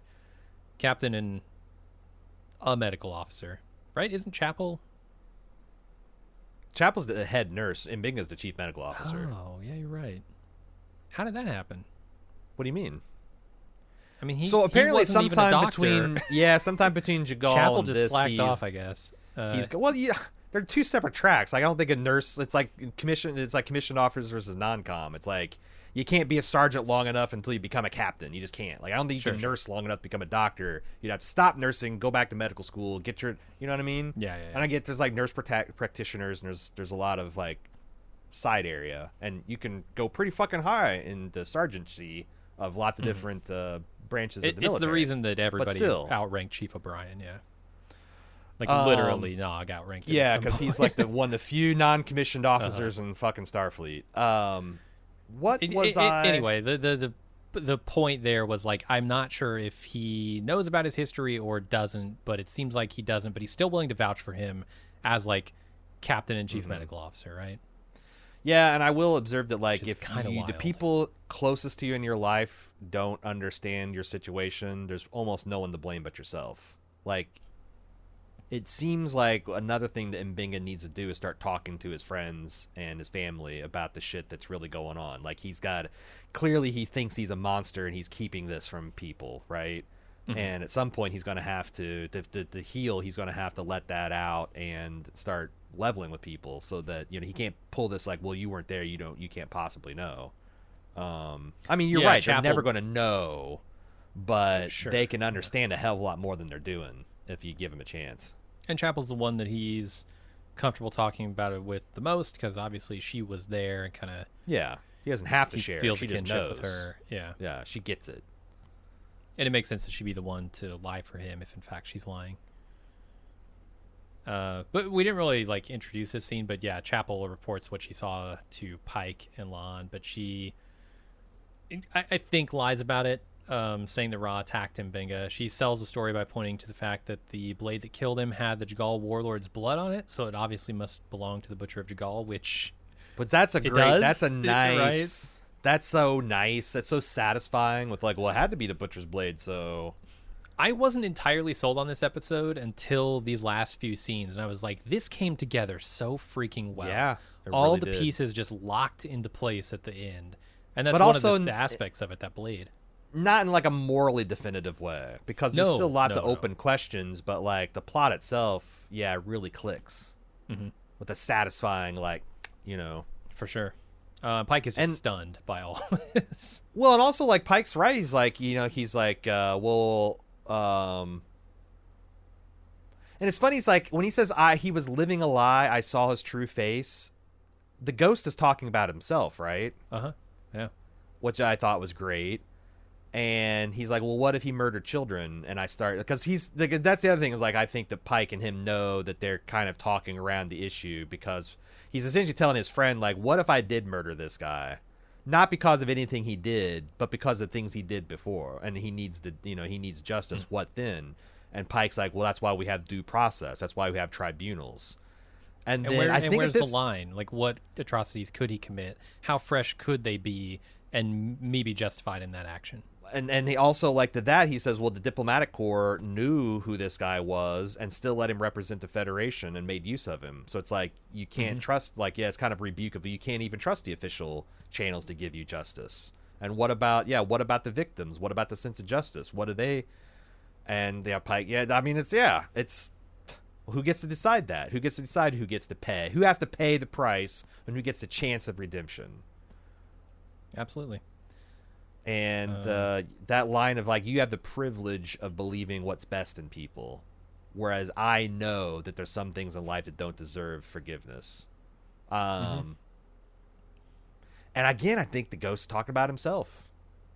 Like, I think he thinks that he's kind of like beyond redemption, that he's permanently broken again. Yeah. And if you don't believe that, you end with the great motif of him getting biobed working again, but some things break in a way that can't be fully repaired, only managed. And then at the very end, before the credits roll, the biobed blinks again, and it's broken. Yeah. Fucking A plus. A yeah, plus. This whole episode, it's probably the best episode of the season by a mile, I'd say. Not that the others are bad. The others are, that's the thing. very Yeah, much not fun taken and away. good, but this is kind of the next level stuff. Yeah, really loved it. Good track. Goes down easy. Shall we get the feedback? There's one other thing he says here, that he says, I didn't start the fight. Which, when he says that, what he's talking about is what happened on Jagal. He's not talking about what happened in the medical bay. Right? Because he did start the fight there. But the fight was started years ago by Jagal being the Butcher of Jagal. Or, not being the Butcher of Jagal, but leading into it and ordering the And if you want to go back to, keep going back, like the conditions that led to the Klingon, it's like, no, who started this shit? Kane? I think it's Kane. Yeah. I think Kane. He murdered his brother, and we've been doing it ever since. But canonically, but yeah. I think that makes a lot of sense too. To Ghost again talking about himself. Okay, now we can get to the feedback. Feedback. Send it to StarTrek@bulbmove.com. Let's open up. Let's open our hailing frequencies. See what we got here. Michael's up first. It says, "Can someone please explain why Pike blew up the Federation gas station at the end of the episode? Since we had the surprise episode, this is like." Hey, man. A smorgasbord of the last 3 episodes worth, okay? I'm there with you. You just bash a console or something. I've seen it done many times. You don't have to blow up the entire facility. You bash one console, plasma gets everywhere. It's the same thing. Uhura has been hallucinating since the cold open. Red shirt guy has brain damage to the point he's sabotaging the mining equipment. So when Uhura runs to the bridge yelling, blow up the gas station, the correct response should have been, someone hypospray this woman and get her to sickbay. It's crazy to think the crew would follow her instructions. Although, she did come up there with another crew person who wasn't crazy to back her up. And Pike trusts his crew. I mean, that's one of the things about Pike, right? He implicitly trusts his crew. unless they're making calls that are obviously insane. I mean, it's a big request, but I think he trusts her. Yeah, agreed. It says also Pike's throwaway line of "we can't shut it off" was stupid. Are we supposed to believe that 3 crews of Starfleet engineers couldn't find the off switch? How about closing the input manifold? Press was foreshadowed earlier, and I missed it. Pike blew up a $1 billion oil rig. Nuts. I mean, I think the whole... I guess there's a reason question about, like, if some intelligent being is being tortured and killed in a device of your construction, and someone says, turn it off, and someone says, I can't turn it off. Mm-hmm. How much time do you give Starfleet engineering to get over there? Like, how much more does those beings have to be torn? Because, again, they're higher dimensional beings. They could do something like snap their fingers and make all of reality. You don't know. Like, there is a little bit of a ticking time bomb going on there, right? I suppose so. It still seems crazy to me, but yeah. Moving on to Craig from the UK, says, I've been very happy with the quality of Star Trek Strange New Worlds, and this season they're really hitting the strong points, which brings me into what I think is an interesting conundrum. When this series was announced after the introduction of Season 2 of Disco, I was happy, and I thought the trio of Pike, Spock, and Una would be the highlight of the show. But they've stacked it with so many great characters and compelling actors that I find myself both annoyed that not spending more time with Pike, but happy that I'm with these other characters. Even Kirk, which seems on paper would be a distraction, is handled expertly. I just hope that this show runs for 5 or 6 seasons so I can get my fill of all of them. Do you think they're getting the balance right so far? Is it a problem? It's a nice problem to have for sure. I agree. It's having a ton of great characters. An embarrassment of riches is awesome. And I've seen other shows with our 10-episode formats. Yeah, I'm thinking Game of Thrones until it didn't, be able to juggle a cast that large and compelling. For All Mankind's another good example. The Expanse is another good example. So you can definitely do it. Yeah, my only real gripe with this season, as far as character balance, has been Spock. And it's not just this season; it's the entire series. I think they're a little Spock heavy. Well, and he is by far the most popular character that they could possibly doing anything with, right? Yeah, obviously. But the shame of it, like I discussed last episode, is it's also a little one note for his character. Like if it was Spock heavy and they were doing a whole bunch of interesting things with him, I'd be down. But it seems all to be focused on the emotion around his love life, and I'm not super interested in that. Yeah. So that's the only problem. What do you think, 5 or 6? So the only thing I think stops this show is if Paramount Plus collapses, which is a possibility. Sure. All of these streaming services, but except maybe Max and Apple, are running at a loss. And like Apple does have the war chest to run losses like that, but like the others are running off, essentially startup money and founder and they just don't. So if we have a big. Is there another possibility here with this strike? Everybody's out of work right now. Mm-hmm. When the strike is off, when they reach a deal, all work is going to be back on, and there's going to be a huge backlog of things that like they're looking to cast for. Is it possible that some of these actors are moving on to bigger, better things after this strike is over? Not unless they're getting given work in Europe. Because that's the thing. Like I don't think so. Well, once like, the floodgates open again, like that's what I'm saying. Like there will be so much stuff that needs to be casted for, right? So I think the real concern is if the strike lasts long enough that there's some kind of force majeure contract. Because like most of these people in Stranger Worlds are still very much under contract. Probably will be for a few more seasons. But like, and I don't think those contracts just evaporate because there's a strike. But I'm sure that if they're, if for whatever reason production shuts down for more than X amount of days, months, weeks, that's probably in the contract, because Hollywood's been around a long time. This shit's happened. Yeah, you can't keep someone under contract indefinitely if they decide not to do a season 3. You can't just we're not going to make Star Trek Strange New Worlds for 10 more seasons. So Anson Mount, get fucked if you want to try to do any other project. Right. So I don't. But what if Anson Mount is offered like Marvel money to go star in the next Marvel movie that's shooting for 16 weeks and they can't make Star Trek in the meantime? I never know that because I've seen that a ton of times where it's like, oh, we're shooting around this guy's schedule because he's got. So there must be some kind of like pecking order where if you get, it can be done. Yeah, and you try to work around, do both, but I don't think you can just like get out of one in favor of the other. But I'm more worried like, about if all the those strike. contracts expire, if some clauses hit, and then I don't know. Yeah. It's because it's gonna be weird with like everybody trying to cast actors all at once. Because usually it's like, well, we've got a movie role coming up, and you're mid-season on this shoot, but you can take an audition and then go land it for the break. But Does that make sense though? Because like we've got.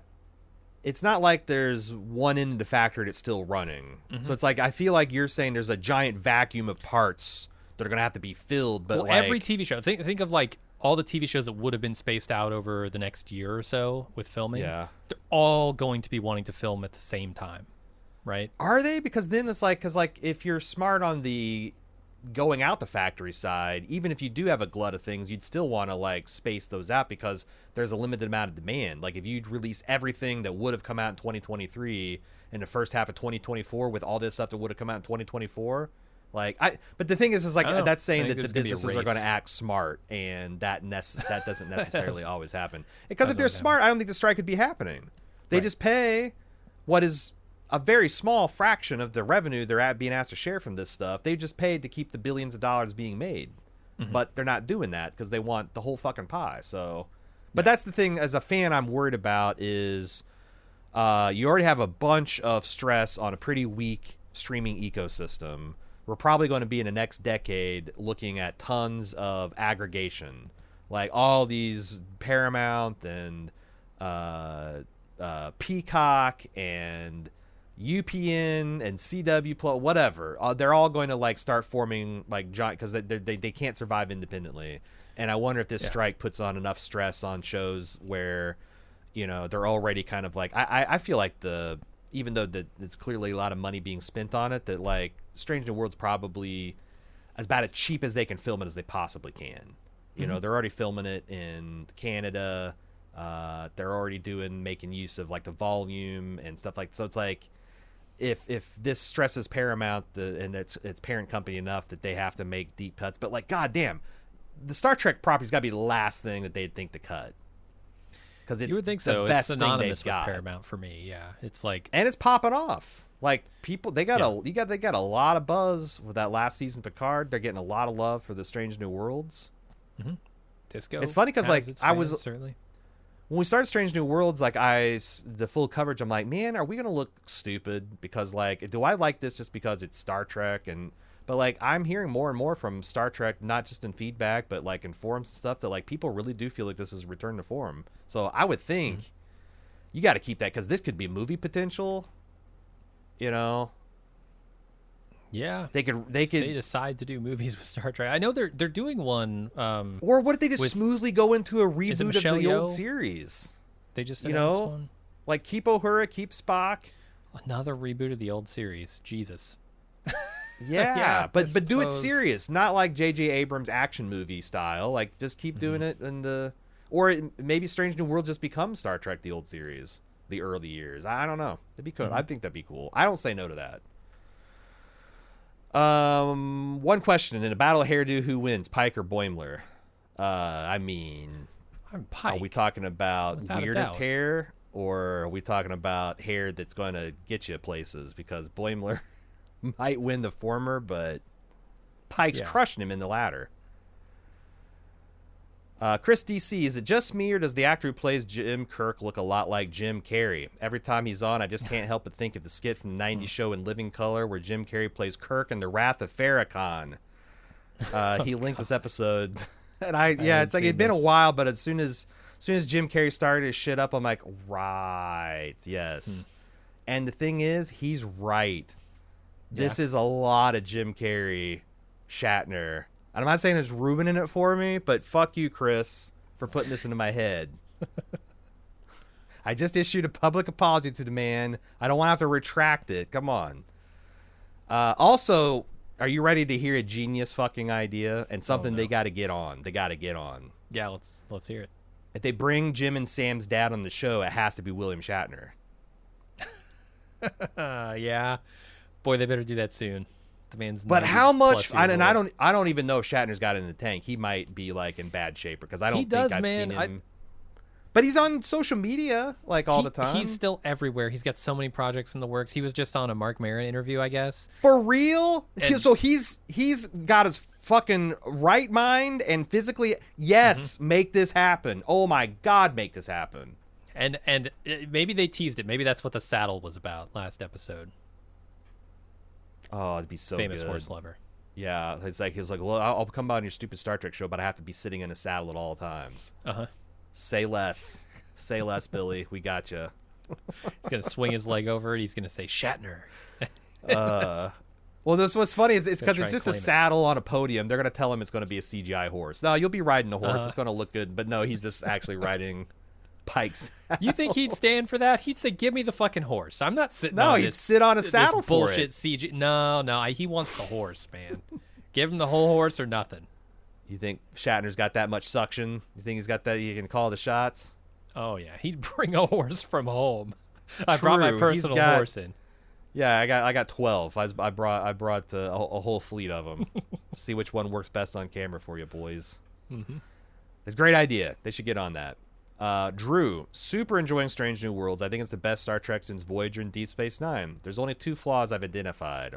Pella. Like Jim, I find her character quite annoying. She felt shoehorned into the ship from the get-go this season, even though her complete disregard for cleanliness, regulations, and orders may come from 1,000 years of maturing experience. It still smacks the same kind of punkish hubris of youth we got from Michael Burnham in Discovery Season 1, which I also did not care for. Kirk. I was very wary of all the recastings at first, but Peck has consistently impressed me as a proper send-up of Spock, as has Gooding with Uhura. Both have been fantastic, but Wesley? Just missing it. You can tell the writing is there for younger Kirk, but the portrayal at every point feels more like Jim Carrey's Mad TV Kirk than a proper attempt at portrayal. All right. I mean, he says maybe it's just Wesley's Carrey-esque jawline talking. It is a lot of... There is a lot of the Wrath of Farrakhan in this performance. I'm sorry.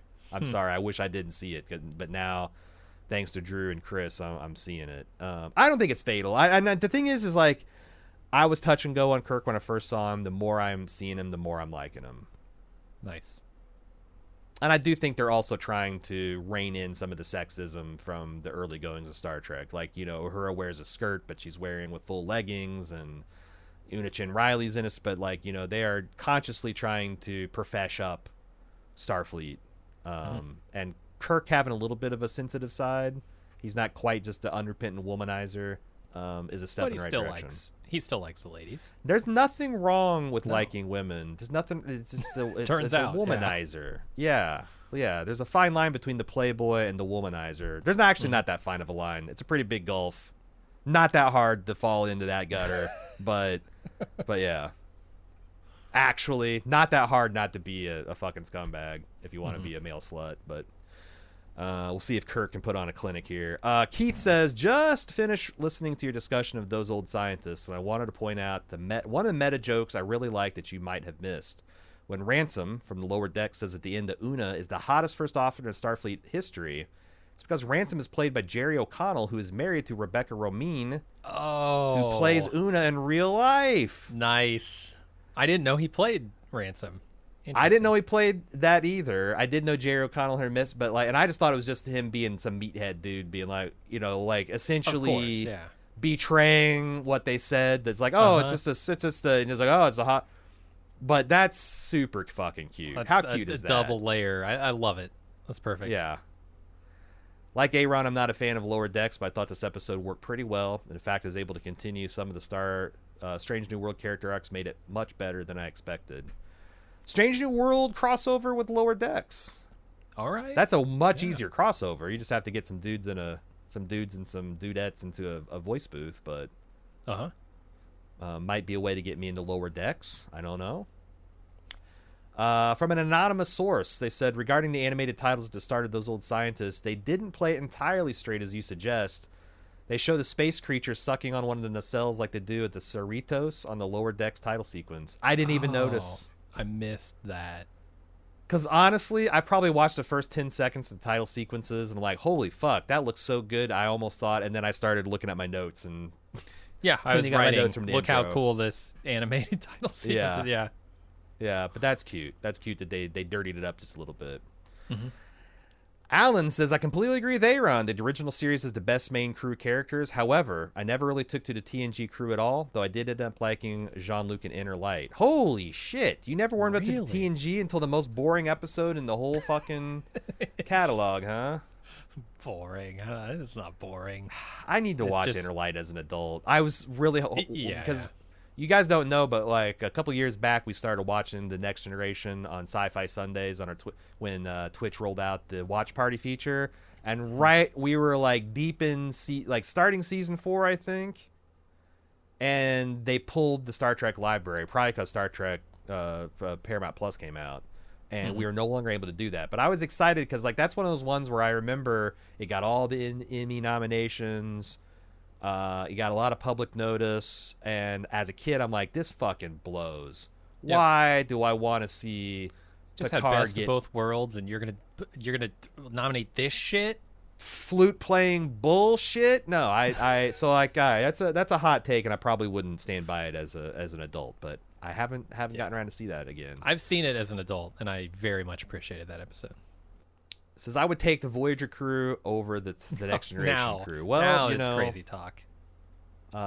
People confessing to a lot of things this episode, and Binga's the ghost, and the Butcher, and Alan prefers Voyager to Star Trek: The Next Generation. All right. Also adores Citizen Kane. There's plenty of old black and white movies that film buffs speak of and reverential tones that I find boring, but not that one. It's funny and fast-paced, not to mention beautifully framed and acted. I mean, look, we just did a podcast on this earlier this year. I've watched this freshly in a professional capacity.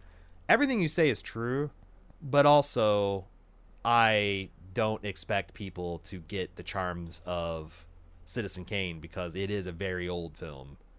Well, I would say ask the public how many of you have seen Citizen Kane, and the vast majority of them will have not seen it. Yeah, and you could give them a DVD, a Criterion Blu-ray, and be like, you should watch this. It's critically, culturally, aesthetically significant. And they'll be like, oh, thanks. And then they'll keep watching Strange New Worlds because it's like eating candy, and Citizen Kane tastes like eating green beans. So, and if they did watch it, they'd probably like it. But they just don't want to give it a chance because it's so freaking old. It's like one of those things where like I doubt, there's not probably a lot of 16-year-olds that are watching Citizen Kane still. I mean, getting blown away by it. But like if you're talking about the adult population, I agree. But like that's my son. Like and I was the same way. Like it was hard for me to get into a black and white film when I was a kid growing up. My son's like he can sniff out 1970s film grain. Yeah, he sees 5 seconds like, Dad, is this an old movie? And I'm like, fuck, man, it's color. I think it was made after I was born. What do you? But he knows. He knows. He knows. Well, show him Taxi Driver. Show him. I think in his 20s is when I start introducing him to some of my favorite, like The Godfather.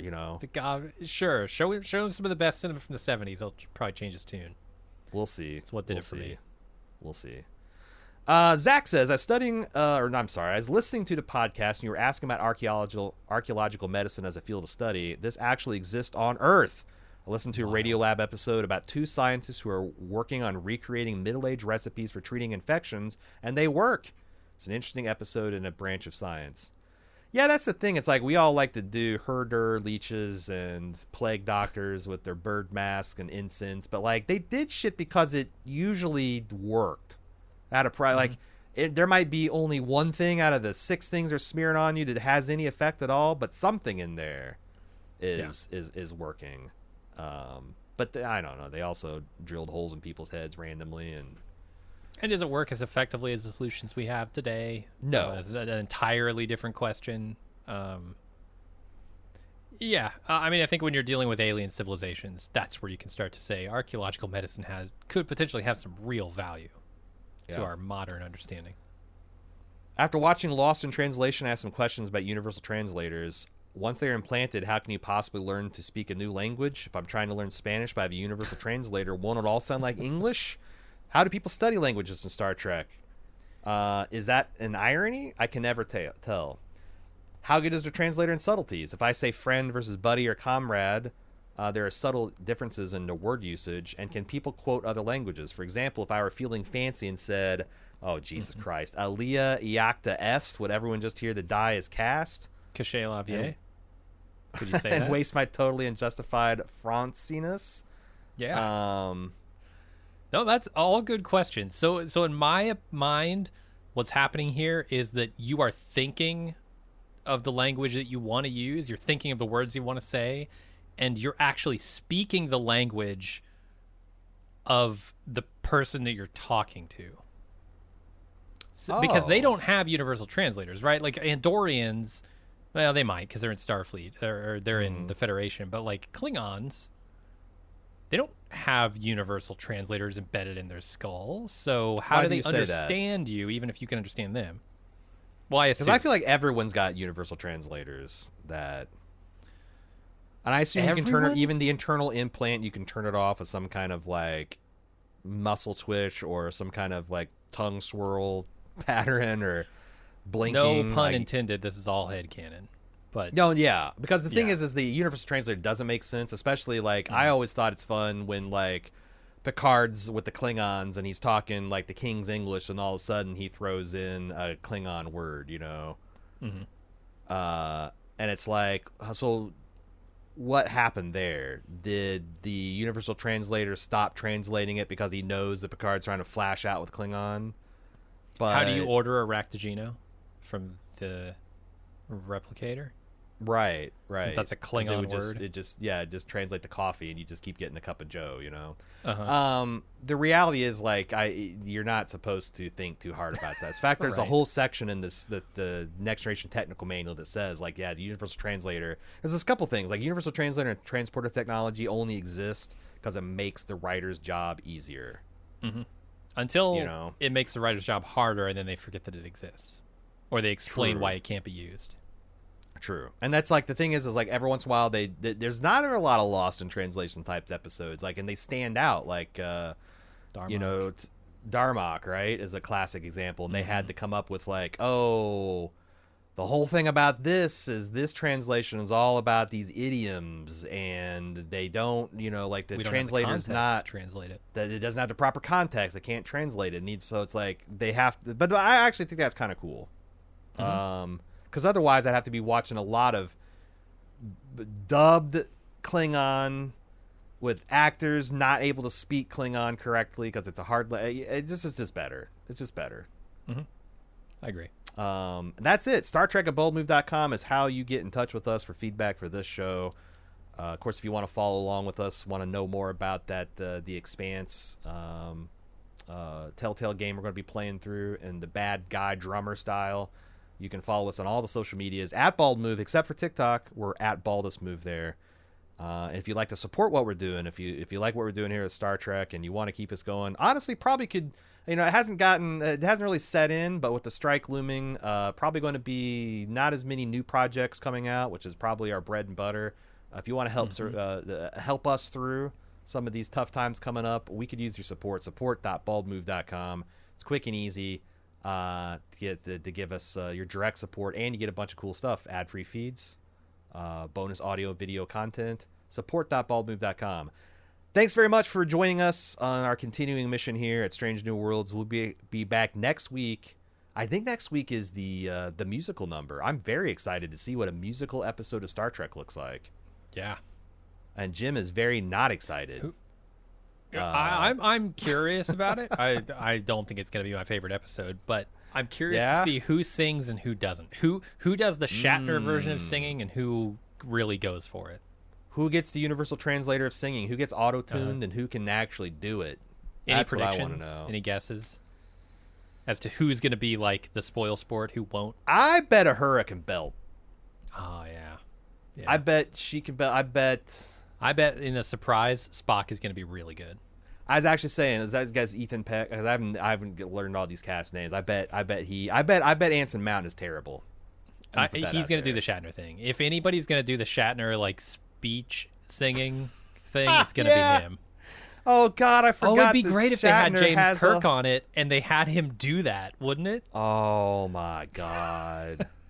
A Rocket Man. Yeah, I was about to say, I'm the Rocket Man. That'd be so good. They got to do that. Yeah, you still have that album? Because you used to own Transform Man. Yeah, I have all of Shatner's albums. I think you got me the Deep Christmas cut. one last Yeah. 2 years ago. He hasn't seen Voyager, but he owns every LP that Shatner's ever made. Yeah. It's wild. Hasn't even seen the old series all the way through, but he has every album Shatner's made. That's a podcast for this week. We'll see you next time. Until then, I'm Aaron. And I'm Jim. See ya.